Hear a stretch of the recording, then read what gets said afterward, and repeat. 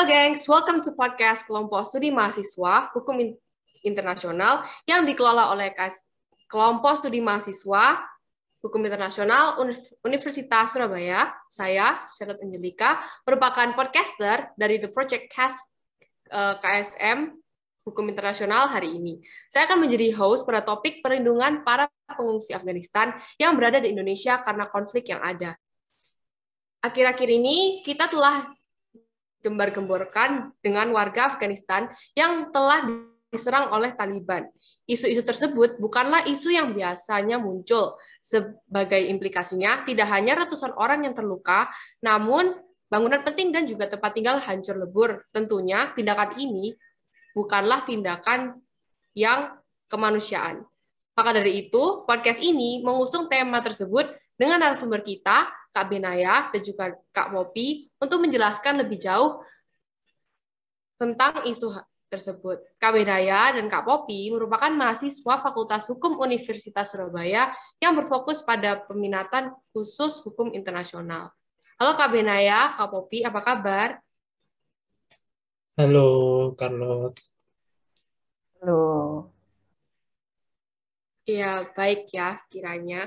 Oke, jadi sebelum kita mulai nih dalam diskusi kita, kan kita sudah tahu nih ada sebuah konflik atau serangan yang ada di Afghanistan, dan sepertinya juga nggak ada habisnya ya, sejarah yang sangat panjang, belum lagi isu-isu baru yang baru-baru ini muncul, yang sangat hangat untuk diperbincangkan. Nah, kita ingin tahu nih, gimana sih asal-usul mula tibanya pengungsi Afghanistan ini?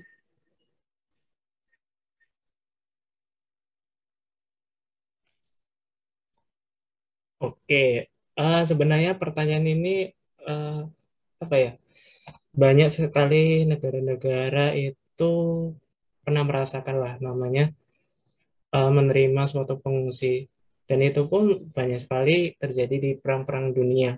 Yang pertama, sekarang-sekarang ini bahwasanya ada pengungsi. Nah, kita sebelum menjawab pertanyaan tersebut, kita harus terlebih dahulu kira-kira apa sih istilah pengungsi? Karena kita sering menggunakan istilah tersebut itu merujuk pada orang-orang yang terpaksa meninggalkan tempat tinggalnya dan berpindah ke wilayah lain yang mereka anggap lebih aman.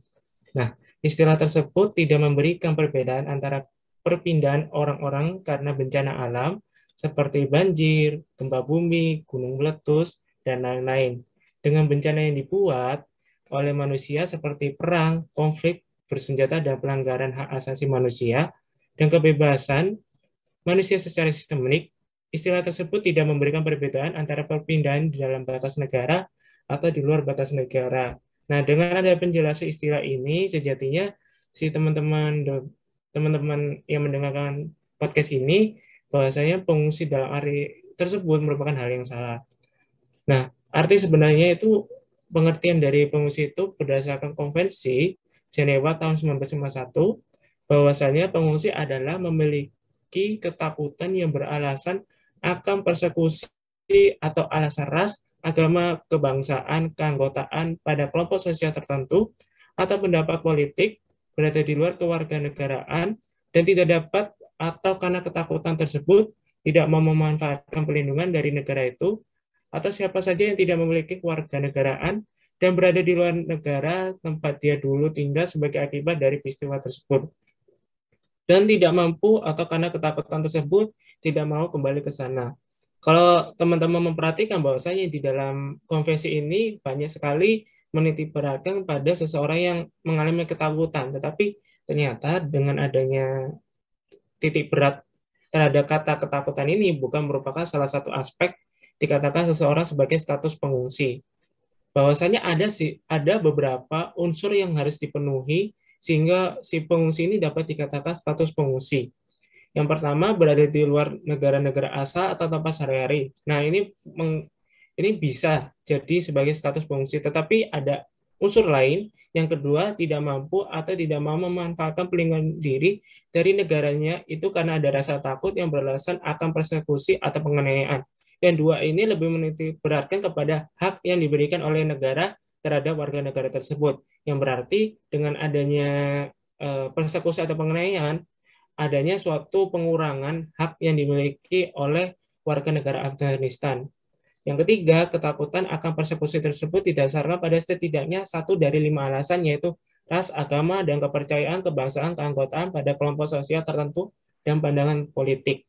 Nah, alasan-alasan inilah yang harus dipenuhi sejatinya di unsur ketiga ini 1 dari 5 alasan tersebut. Nah, setelah kita mengetahui apa sih itu pengungsi, nah kita akan menjawab kira-kira kenapa awal mula pengungsi yang terjadi di Afghanistan. Nah, sejatinya konflik di Afghanistan itu sudah terjadi di Perang Dunia Kedua antara Soviet dengan Amerika.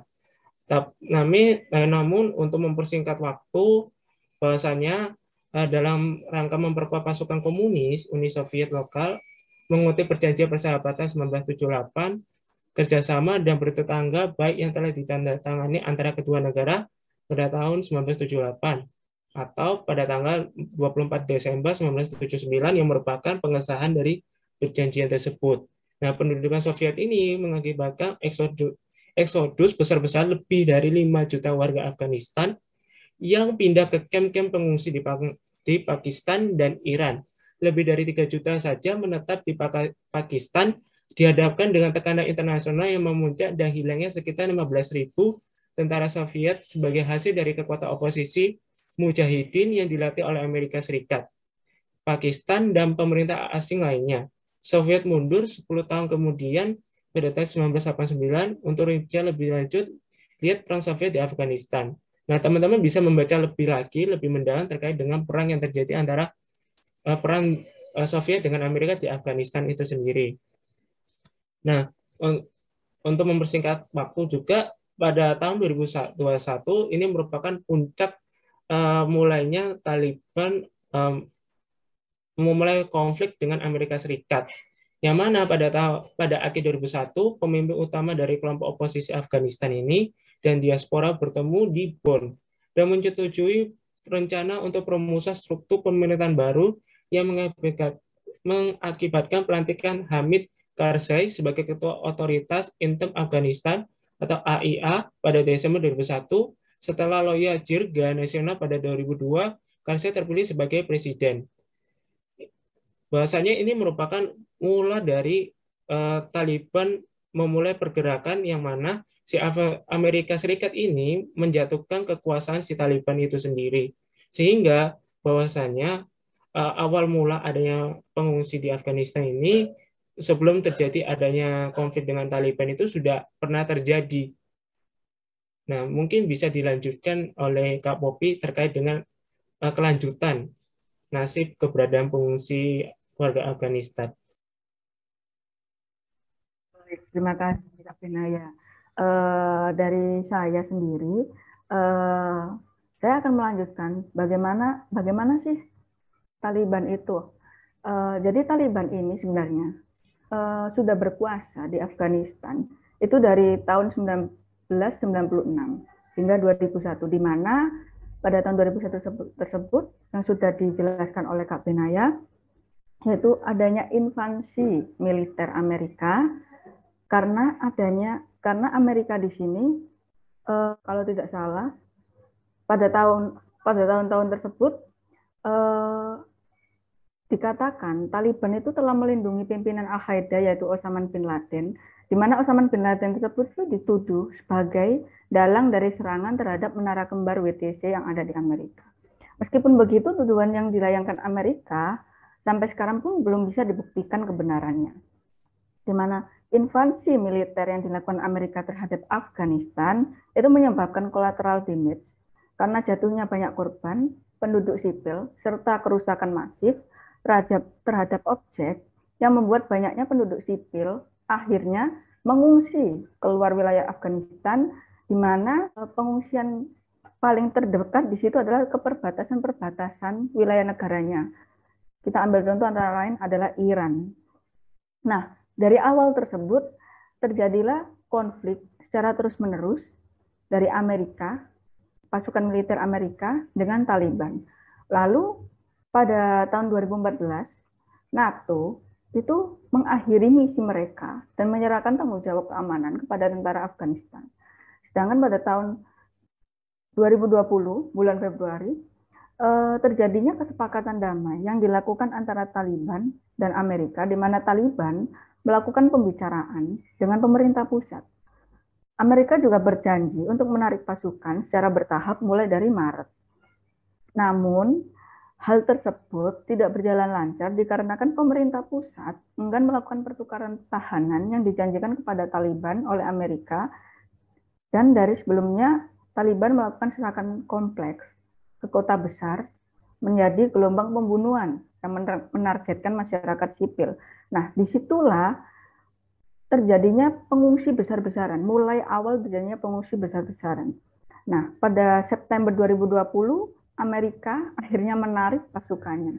Seiring dengan penarikan pasukan Amerika tersebut, akhirnya Taliban gencar untuk berkuasa kembali di Afghanistan, yang mana pada 17 Agustus 2021, Taliban akhirnya mengambil kontrol kekuasaan pemerintahan di Afghanistan, dan hal tersebut ditandai dengan dikuasainya sebagian besar wilayah di Afghanistan, termasuk Kabul, yang menjadi wilayah yang paling sentral atau merupakan pusat dari pemerintahan Afghanistan.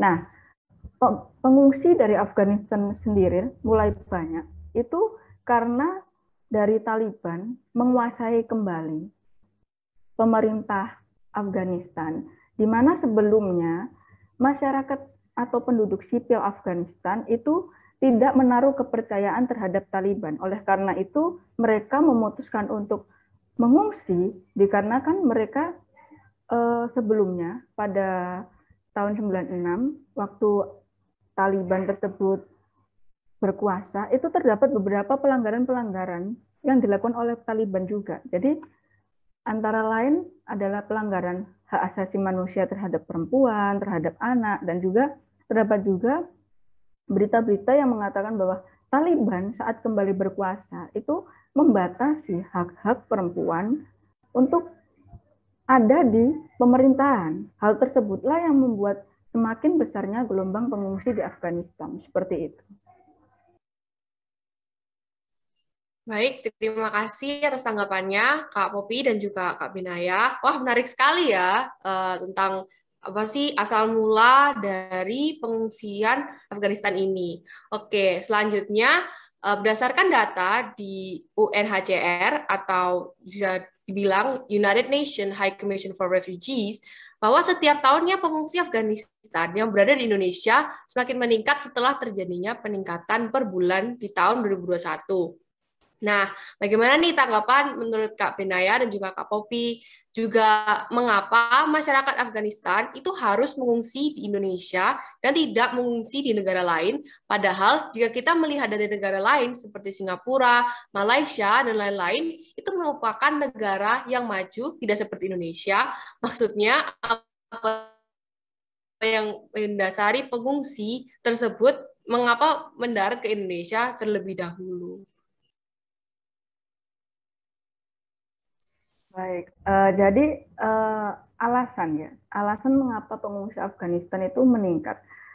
Menurut saya, alasan paling kuat mengapa pengungsi Afghanistan itu semakin meningkat karena keadaan negara asal mereka, yaitu Afghanistan, di mana semakin tahun semakin memanas konflik yang terjadi secara internal di negara tersebut. Nah, maka dari itu, masyarakat sipil atau warga sipil mereka tidak menaruh kepercayaan terhadap pemerintahannya. Maka dari itu terjadilah pengungsi yang semakin meningkat. Lalu mengapa sih Indonesia ini menjadi salah satu dasar pengungsi? Nah, kalau dari Afghanistan sendiri, alasannya pengungsi Afghanistan melarikan diri ke Indonesia adalah dikarenakan Indonesia dijadikan sebagai batu loncatan agar pengungsi-pengungsi tersebut dapat mencapai Australia dengan perahu melalui jalur laut, di mana diketahui sendiri Indonesia memiliki hubungan internasional dengan Australia. Nah, Australia sendiri adalah salah satu negara yang sudah meratifikasi adanya Konvensi Jenewa 1951, di mana Australia bisa menjadi negara ketiga sebagai penampung pengungsi, sedangkan Indonesia adalah negara transit. Kenapa Indonesia negara transit? Karena Indonesia belum sampai saat ini belum meratifikasi adanya Konvensi Jenewa 1951. Oleh karena itu, dasar pengungsi Afghanistan ke Indonesia adalah hanya sebagai batu loncatan agar mereka bisa mencapai wilayah Australia ataupun Selandia Baru melalui jalur laut. Seperti itu. Baik.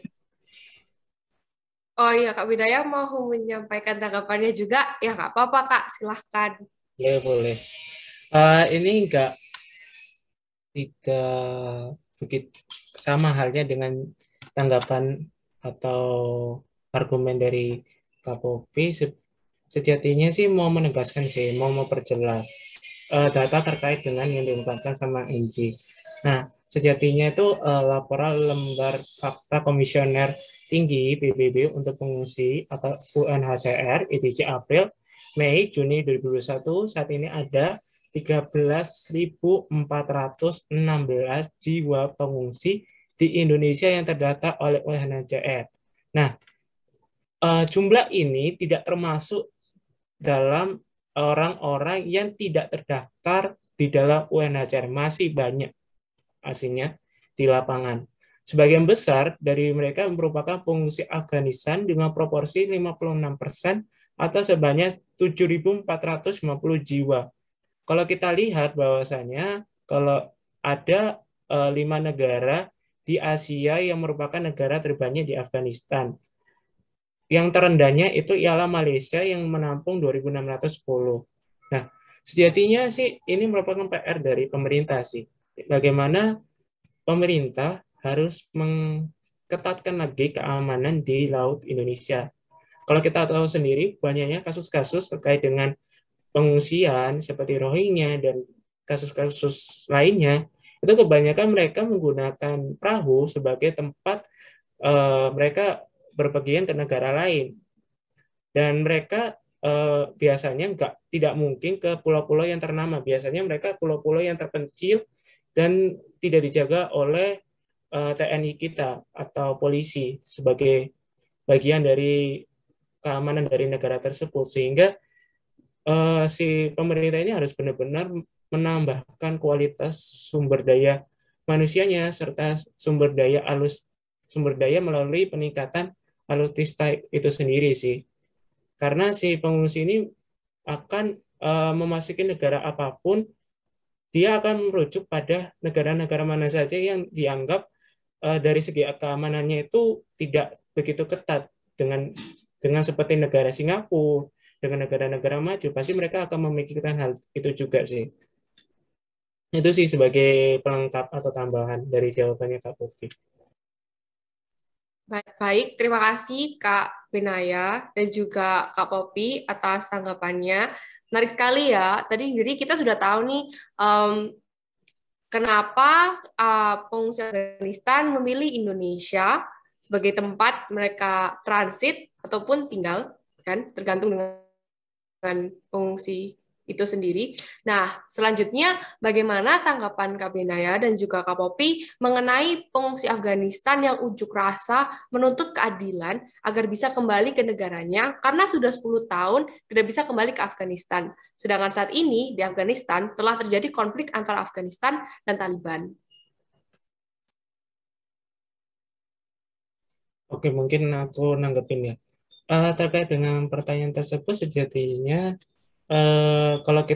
kalau teman-teman lihat di berita kan sempat terjadi adanya unjuk rasa dengan warga Afghanistan di depan gedung UNHCR Indonesia. Nah, mereka dituntutannya itu sejatinya menagih janji kepada pemerintah untuk ditempatkan di Australia. Tapi ternyata janji yang diberikan oleh pemerintah ini nggak ditepati sehingga merasa bahwasanya warga Afghanistan ini tidak ada kepastian terkait dengan apa yang dijanjikan oleh negara Indonesia, apalagi mereka hak-hak yang mereka miliki itu tidak sepenuhnya dimiliki oleh warga negara Indonesia, sehingga mereka hidup di Indonesia cukup terbatas karena nggak ada suatu hubungan antara negara dengan orang tersebut, karena dari segi identitasnya pun berbeda, dan dari identitas tersebut memberikan suatu karakteristik hak-hak yang berbeda dan berbeda perlakuan di negara asalnya.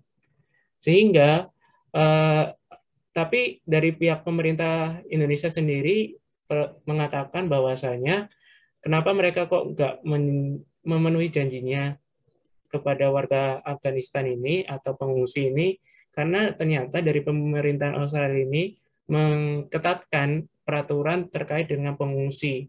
Karena banyaknya sekali pengungsi-pengungsi yang masuk di Australia, ditambah lagi dengan adanya gejolak sektor perekonomian yang disebabkan oleh pandemi COVID, sehingga si pihak pemerintah Australia ini membatasi supaya dengan adanya pengungsi ini tidak menambahkan kasus positif disertai dengan gejolak perekonomian Australia tersebut sih, dari tanggapanku.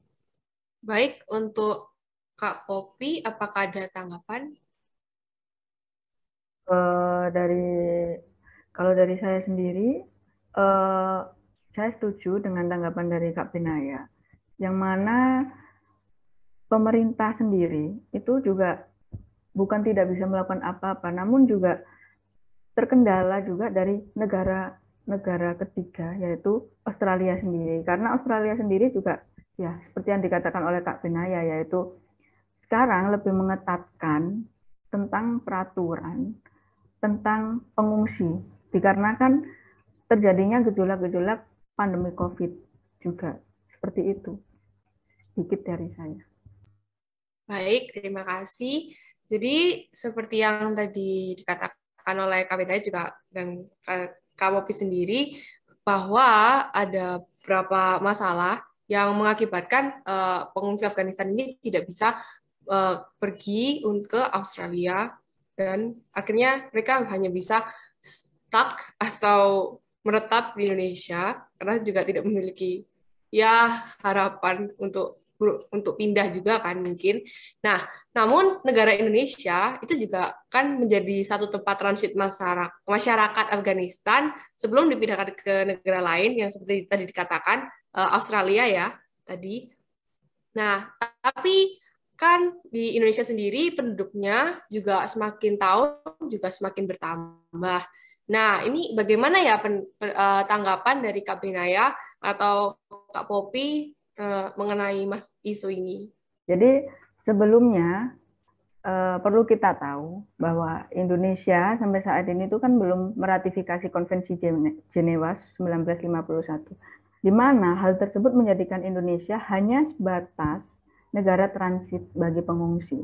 Nah, Indonesia sendiri tidak bisa menampung secara permanen pengungsi Afghanistan, dan bahkan pemerintah pun tidak mengizinkan pencari suaka untuk bekerja atau memiliki akses ke sekolah atau ke rumah sakit umum.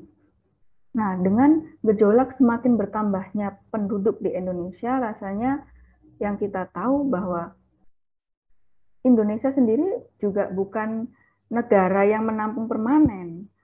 Namun juga kita sendiri di Indonesia, pemerintahan sendiri juga terbatas oleh beberapa peraturan-peraturan dari negara-negara penerima dari pengungsi tersebut. Jadi Indonesia juga saat ini sedang berusaha keras untuk menentukan status-status dari pengungsi tersebut. Bagaimana kelanjutan dari pengungsi tersebut. Bisa dilanjutkan oleh Kak Benaya. Oke, mungkin benar sih apa yang dikatakan Kak Popi, bahwasanya Indonesia belum ratifikasi terkait dengan Konvensi 51 itu menyebabkan terhadap keturunan hukum-hukum yang berlaku di Indonesia, sehingga syarat mutlak dalam pembuatan hukum terkait dengan pengungsi ini harus ada penetapan atau setidaknya bersepakat dengan Konvensi 51 yang dibentuk oleh negara-negara internasional. Dan saya sempat riset sedikit bahwasannya anggaran dana untuk pengungsi ini sebenarnya diarahkan ke bencana saja, sehingga belum ada terkait dengan aturan-aturan anggaran yang dialokasikan kepada pengungsi yang khususnya terkait dengan dampak manusia itu sendiri. Berbeda dengan dampak alam, yang dampak alam ini sudah diakomodasi secara menyeluruh oleh negara. Sehingga apa? Sehingga si negara khususnya Indonesia ini merasa keberatan sih, atau terbebani adanya pengungsi-pengungsi warga Afghanistan. Tapi sejatinya, meskipun merupakan suatu hal yang dibebani, beban negara bertambah, tetapi itu di dalam suatu normatif sendiri atau kebiasaan internasional bahwasanya kewajiban internasional itu yang melekat pada tiap negara menganggap mereka adalah bagian dari masyarakat internasional. Terlepas apakah negara tersebut menjadi anggota dari organisasi internasional atau peserta atau bukan dari suatu konvensi internasional untuk memperlakukan pengungsi secara manusia. Sejatinya kita bisa artikan bahwasanya meskipun pengungsi itu bukan merupakan warga negaranya, tetapi kita harus menganggap bahwasanya pengungsi ini merupakan masyarakat internasional yang memiliki hak yang sama, sehingga adanya hal tersebut memberikan hak perlindungan kepada pengungsi Afghanistan sehingga diperlakukan secara manusiawi atau diperlakukan serasional atau selayak mungkin terhadap pengungsi tersebut. Di samping itu, dengan adanya pertambahan penduduk pun pasti pemerintah akan memikirkan gimana alokasi anggaran dananya. Tapi kebanyakan pasti warga Indonesia itu pasti akan mengkritik terkait dengan alokasi anggaran dana. Tapi pasti banyak beberapa pihak juga akan aware dengan pengungsi Afghanistan. Kalau kita cuman terbatas kepada pemerintah, itu pun tidak akan menyelesaikan. Sehingga memerlukan seluruh pihak-pihak dalam mengurusi atau menanggulangi permasalahan Afghanistan itu sendiri.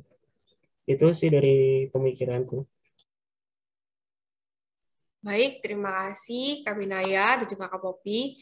Nah, saya baca berita nih, ada kejadian yang baru ini terjadi, yaitu penguasaan Taliban di Afghanistan menyebabkan pengungsi dari Afghanistan meminta bantuan dari Indonesia untuk menghadapi permasalahan tersebut.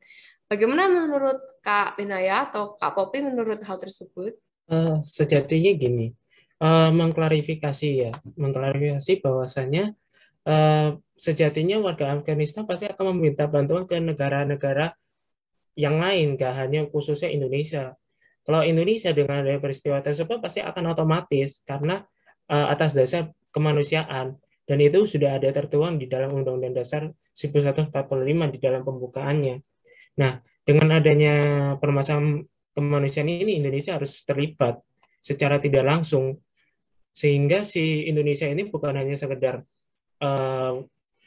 dia mengikuti konvensi-konvensi internasional atau konferensi, tetapi dia juga ada semacam implementasi dari adanya pertemuan-pertemuan tersebut, sehingga Indonesia ini bukan hanya memikirkan bagian warga negaranya sendiri, tetapi bagaimana dia menanggapi warga negara internasional. Karena warga internasional itu merupakan sebagian dari unsur-unsur negara di Montevideo yang merupakan hubungan internasional. Itu sih dari pemikiran. Baik, sekiranya Kak Popi ingin menambahkan. Saya akan menambahkan sedikit saja dari pendapat dari Kak Benaya. Benar,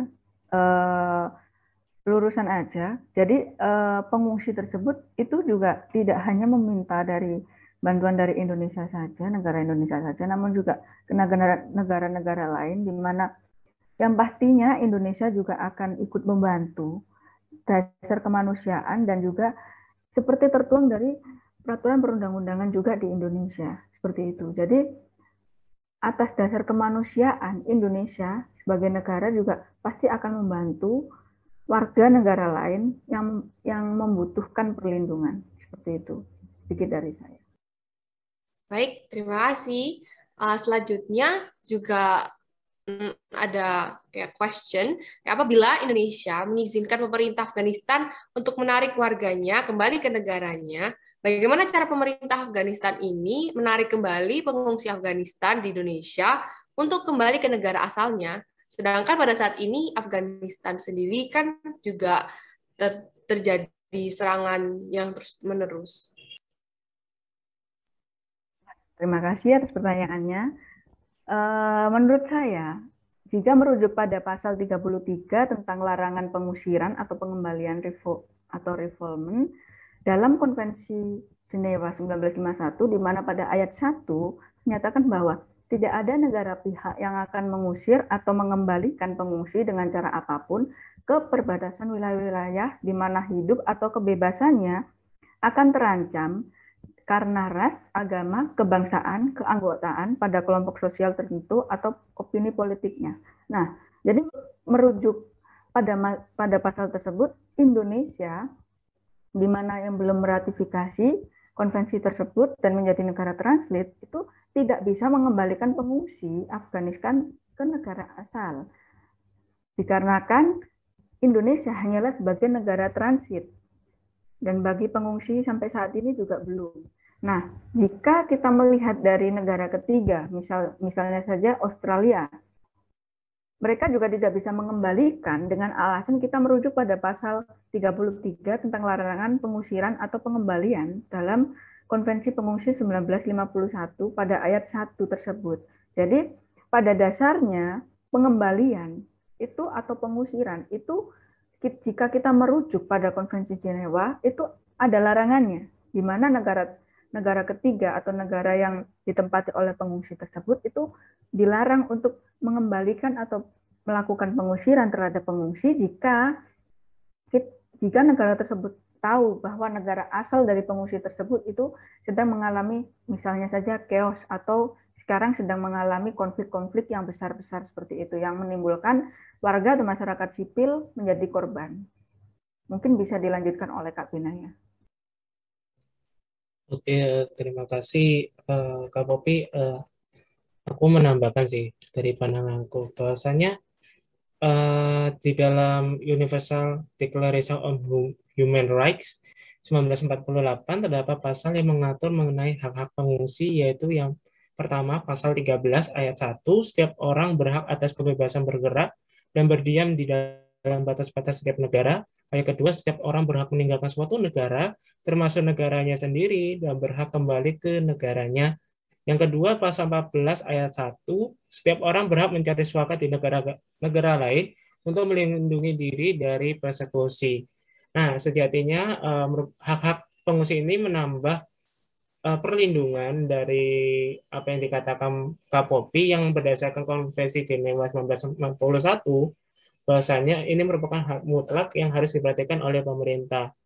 Bahwasanya dari negara atau negara khususnya Indonesia tidak boleh mengusir pengungsi warga Afghanistan karena sudah ada di Konvensi Jenewa 1951 dan norma-norma hukum yang lainnya, dan itu harus dari orang terkaitnya, apakah dia mau benar-benar meninggalkan negara tersebut atau tidak, atau dia tidak boleh menyalahi hak-hak yang dimiliki oleh orang tersebut.